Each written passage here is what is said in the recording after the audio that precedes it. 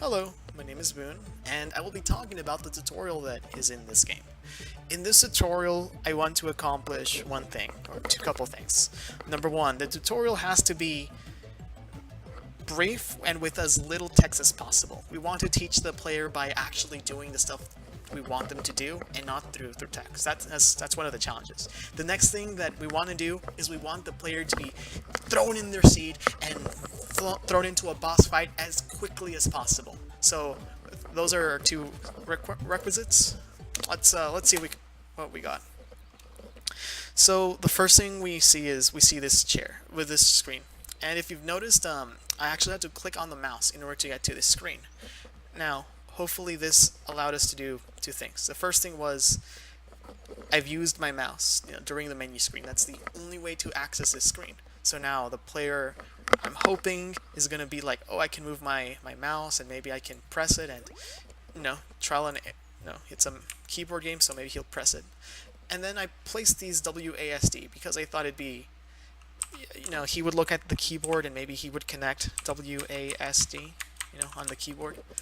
We want to not tell him what to do. We just want to be like very, very, we want to just be very visual, with the way we teach. And then we have a whole buttload of grass, just to show you that you interact with the world. You see all these like colorful shapes. You're maybe unsure what they do, but like they sound pretty good, and it makes it sparkle. It makes us go up, and just want you to get acquainted with the world and what it does. And that increases your stamina. I made it like jump up a little and have this little splash, and just want you to just get comfortable with the world. And all right, so here's our first puzzle, and the purpose of this is before you get to the boss, you need to do two things. You need to be able to roll multiple times, sort of like this, right? See this trail? I mean, you in this game, you can roll multiple times and you will have increased speed. You will accumulate speed, and that's a really important thing before to learn before the boss fight. You need to be able to do that, and you also need to be comfortable using this boomerang, right? Those are the two things. And once you have those two things down, boss fight time. So in order to teach the player how to roll, I create this tutorial. And it's based off Shigeru Miyamoto's Super Mario level design, right? It's block, it's a light, press this, and you see that it's gone now, So, hopefully. Now here's another one, but there's a lot more distance this time.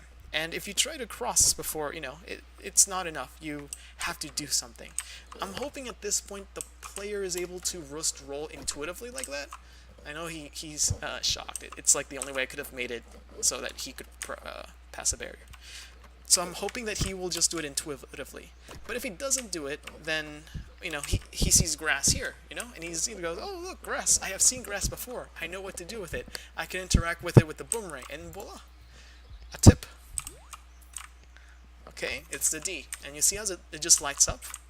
See, there's another symbol here, and I'm hoping at this point the player is able to connect this symbol to this symbol right over here, and it says space. So if he presses space, he'll go voila, and then he can just see both of them are lit up. And I'm hoping, at this point, I've given the player enough help in order for them to solve the problem by themselves. Alright. And so here's the next thing. This, here you have to roll 2 times. This is the basis for the purpose of this room is just to teach the player to roll 2 times, and it'll increase your speed.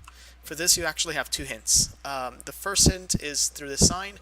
The second hint is hidden away by the bush, just like in here.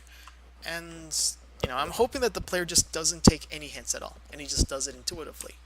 But if so here we have a sign. I put an arrow here because during playtesting, I noticed that a lot of players would just skip over the fan without skip this sign without even looking at it. So hopefully it gets you curious to just try to interact with it or something.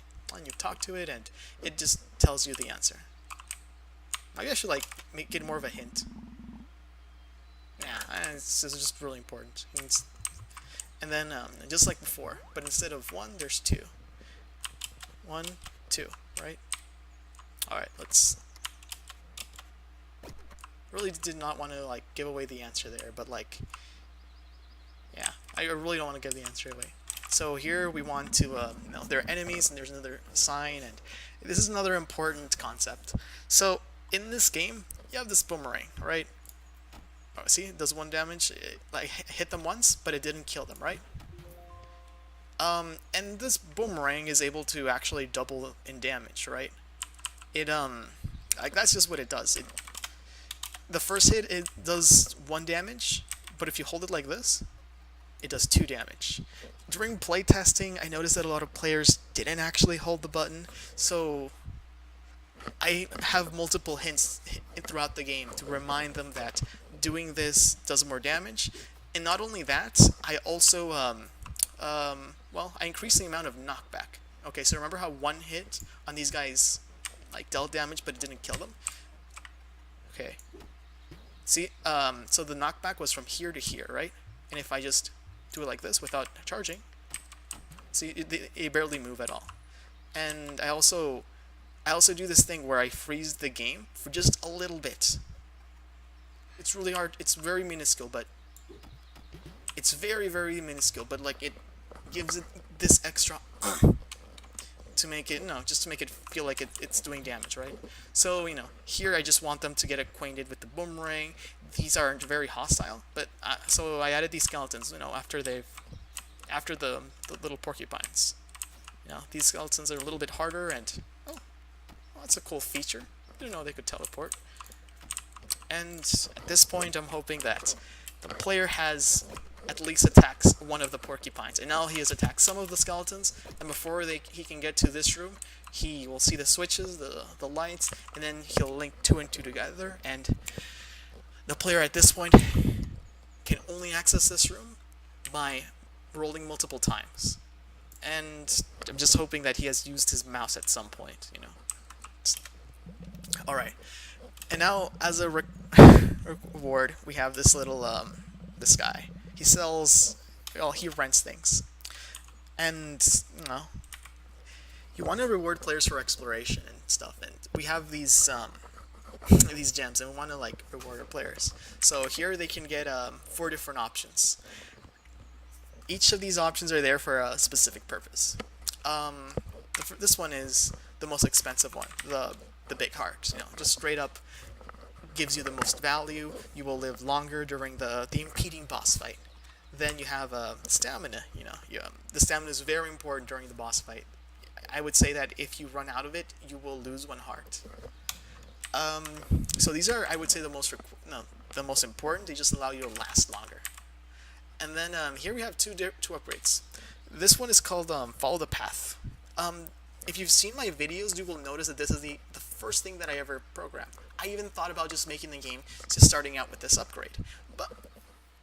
But I decided, no, instead I'll just separate that really cool feature and make that into an upgrade, right? Why would I do that? Well, first, it allows the player to start off a little weaker, right?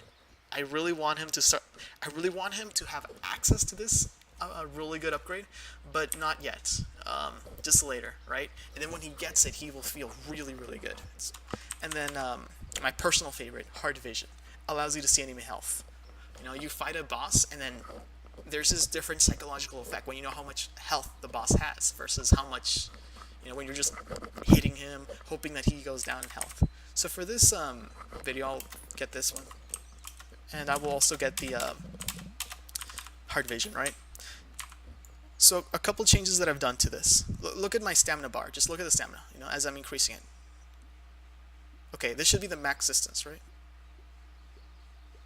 Okay, there we go. So we've done a couple of, like, the amount of distance that we've covered. And if the player wants to increase the amount of distance on this trail, then they will have to pay for it in stamina. Bam, that's a lot. And then it'll just not be able to move at all. It'll just stay there. So he's able to move it quite a bit, like this amount, and then it'll go down. Which... Alright, let's start the boss, guys. Dad echoing through your head. pass it on to you. Without the boomerang, you can be anything you desire, and I really want that to be the theme of this game. You can do anything, alright? Alright, and now finally we have taught the player how to use a boomerang. We're gonna actually fight the boss. Alright, so as the first boss, we want him to be kind of simple, right? So so one of the things I did with this one was he's not gonna have projectiles. He's the only or you're not actually gonna be dodging. The only thing is just be aware of the amount of oh, just don't touch this wall, and then he'll also chase you. Oh, and if you touch this wall, it sends you like flying. So as we see, oh, and he chases you here. Oh, why did it make this hitbox so large? Alright, then, now he's down in half health. He'll switch to his second form, which is what we want. Now he's going to be chasing you, and he's going to be sucking the air to you, right? This is really just about managing your stamina. That's the name of this game, or this boss fight. And now he's not just blowing air, but he's also summoning these little bats. And then we have our death sequence.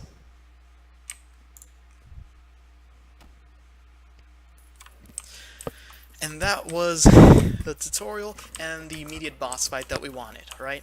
At this point we have successfully taught the player how to roll a couple times, use the boomerang, and we've also strapped him to a seat and fought his first boss. And after this, we're going to reset everything he had. We're going to take away all of his upgrades, and we're going to reset him back to level 1.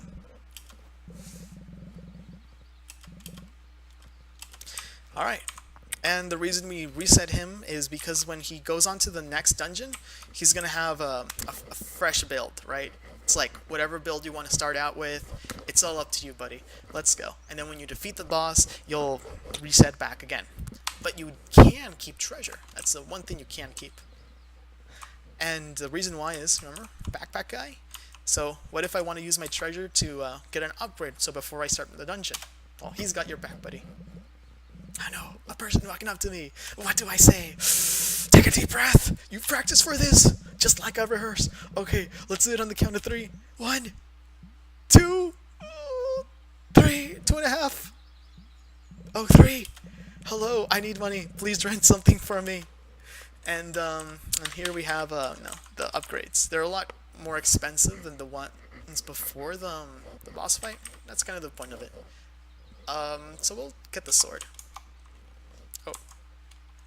Oh, I didn't buy it. There we go. Alright, thank you for watching this exciting episode, and I'll get back. If you have any questions, let me know in the comments. I'm more than happy to answer them. Oh man, I know that it's been a while since I was supposed to. Thank you for being so patient. I'm making sure that it's at the highest quality possible. Thank you for watching.